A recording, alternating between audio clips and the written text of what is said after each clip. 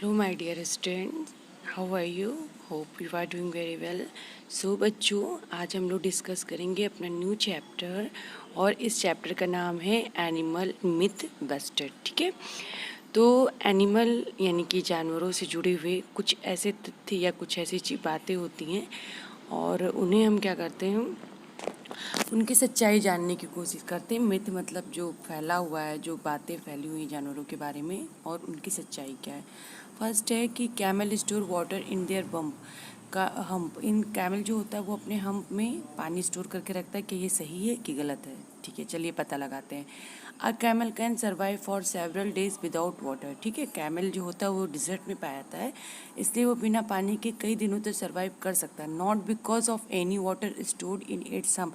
इसलिए ऐसा नहीं होता है क्योंकि उसके जो है जो उसका हम्प होता है उसमें वो पानी स्टोर करके रखता है, बल्कि इसलिए क्योंकि वो extreme dehydration that would otherwise kill most other animals. क्योंकि वो जब पानी की कमी के कारण बॉडी में एक्सट्रीम जो डिहाइड्रेशन हो जाता है, पानी की कमी हो जाती है, उस कंडीशन में भी वो क्या कर सकता है, जी सकता है, जिंदा रह सकता है, जबकि दूसरे एनिमल क्या हो सकते हैं, उसमें मर जाते हैं। ठीक है, it stores lumps of fat and muscles in its hump. और ये क्या करता है, फैट को, ठीक है, जो इसका हम्प होता है, कुबड़ होता है, उसमें ये क्या करता है, पानी को नहीं स्टोर करता है, बल्कि फैट की मसल्स होती हैं इसके अंदर, जो कि इसे जब ये बहुत बहुत लॉन्ग टाइम तक इसको फूड नहीं मिलता है, तब ये उससे एनर्जी लेकर के अपने जो है अपने आप को जिंदा रखता है। ठीक है, ये इसका काम होता है, इसलिए इसके हम्प होता है। तो हमने पता लगा लिया कि जो कैमल होता है, कैमल के हम्प में वाटर नहीं होता है, बल्कि फैट की मसल्स होती हैं कुछ, जो कि उसे पानी नहीं देती हैं, बल्कि जब उसे कई दिनों तक खाना नहीं मिलता है तो उसे एनर्जी देती हैं। ठीक है, और पानी उसके कुबड़ में नहीं होता है, बल्कि वो पानी के बिना सरवाइव कर सकता है, क्योंकि वो उसमें रहने के लिए एडॉप्टेड होता है। Okay, so second point is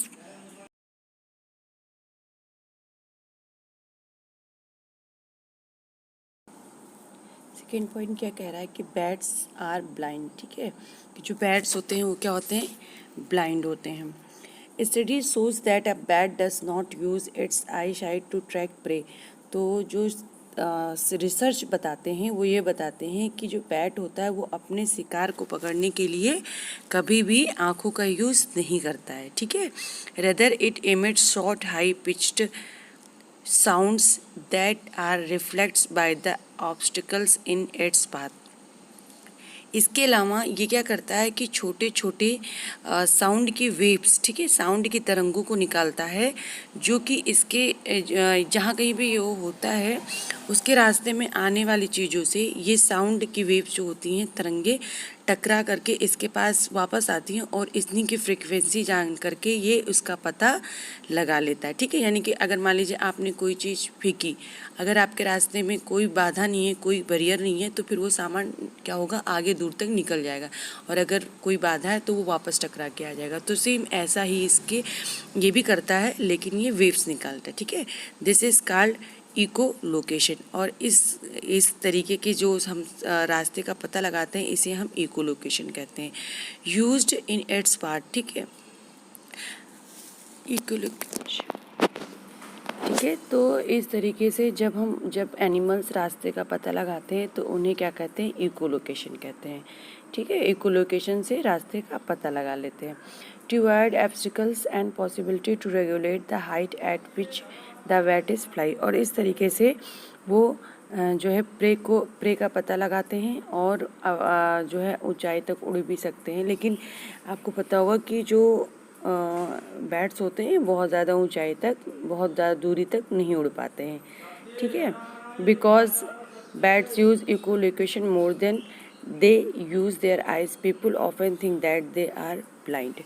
तो यही होता है कि जो बैट्स होते हैं वो अपने रास्ते का पता या अपने प्रे का पता किससे लगाते हैं, रास्ते का पता इको लोकेशन से लगाते हैं, और लोग ऐसा सोचते हैं कि वो अंधे होते हैं। So that's all for today.